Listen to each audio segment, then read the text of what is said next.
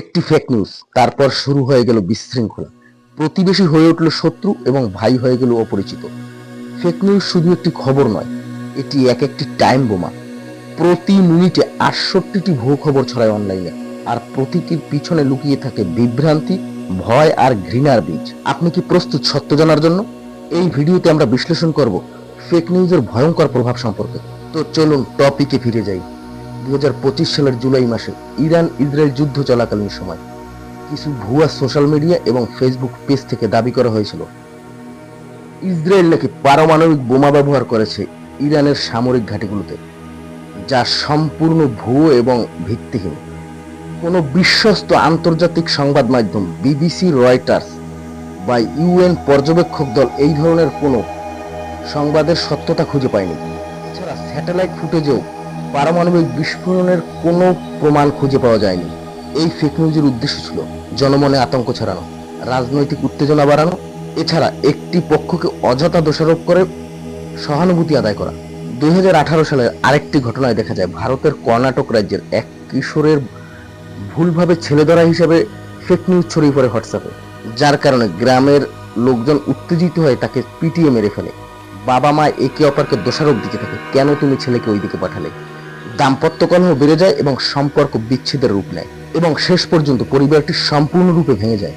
এরপর ২০১৯ সালের ঢাকার একটি কলেজের ছাত্রীকে নিয়ে তার সহপাঠী ফেসবুকে অশ্লীল মিথ্যে পোস্ট করে, যেখানে তাকে অন্যের সঙ্গে জড়িত দেখানো হয় অনৈতিক সম্পর্কে, যার কারণে পরিবারে মেয়ের সম্পর্কে সন্দেহ তৈরি হয়, অভিভাবকের সঙ্গে দূরত্ব তৈরি হয়, সম্পর্ক নষ্ট হয় এবং মানসিক চাপে ছাত্রী আত্মহত্যা করে। এরকমই ২০১২ সালের কক্সবাজার রামু উপজেলার বৌদ্ধ সম্প্রদায়ের একজন যুবক উত্তম কুমার বড়ুয়া নামের ফেসবুক আইডি থেকে একটি পোস্ট ভাইরাল হয়, যেখানে প্রচার করা হয় হিন্দু বৌদ্ধ সম্প্রদায়ের লোকেরা একটি মুসলিম ধর্মীয় ছবিকে অবমাননা করেছে, আর যেটি ছড়িয়ে পড়ার কারণে হাজার হাজার মানুষের অনুভূতিতে আঘাত লাগে। এরপর হাজার হাজার উত্তেজিত সাধারণ মানুষ জ্বালিয়ে পুড়িয়ে ছারখার করে দেয় সবকিছু।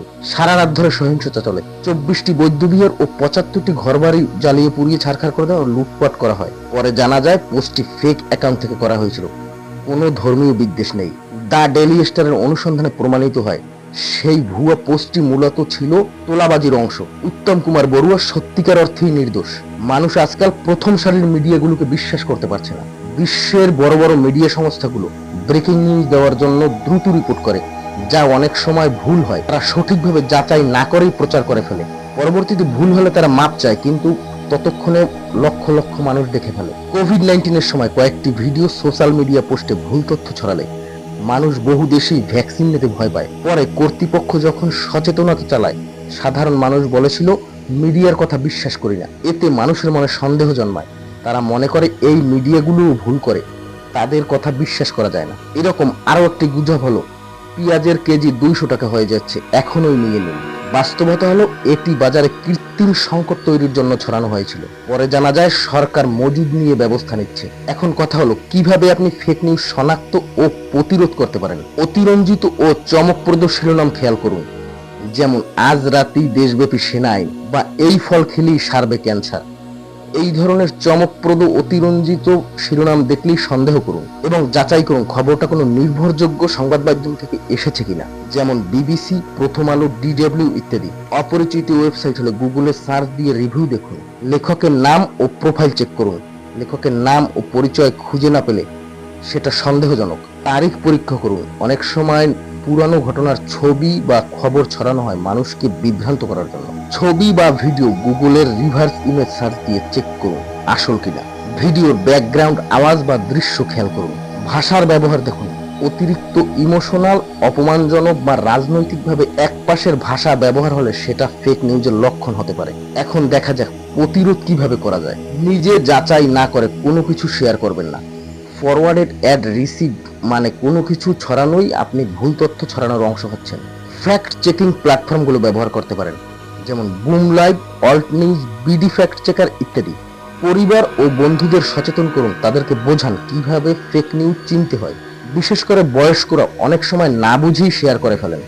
সোশ্যাল মিডিয়া, ফেসবুক, ইউটিউব, হোয়াটসঅ্যাপে ফেক কন্টেন্ট রিপোর্ট করুন। নিজে ভালো কন্টেন্ট তৈরি করুন। সঠিক তথ্য ছড়ানোই হলো সবচেয়ে কার্যকর উপায়। সামাজিক যোগাযোগ মাধ্যমে প্রতিনিয়তই ভাইরাল হচ্ছে অসংখ্য ভুয়ো খবর, কিন্তু কজনই তা যাচাই করে দেখে। ফেক নিউজ শুধু একটি ডিজিটাল সমস্যা নয়, এটি একটি সামাজিক সমস্যা। কমেন্ট করে জানান আপনার মতামত কি এবং শেয়ার করে ছড়িয়ে দিন আপনার বন্ধুদের মাঝে, কারণ সচেতনতা ছড়ানোই প্রতিরোধের প্রথম ধাপ। আর চ্যানেল সাবস্ক্রাইব করতে ভুলবেন না এমন আরো গুরুত্বপূর্ণ কন্টেন্ট পেতে।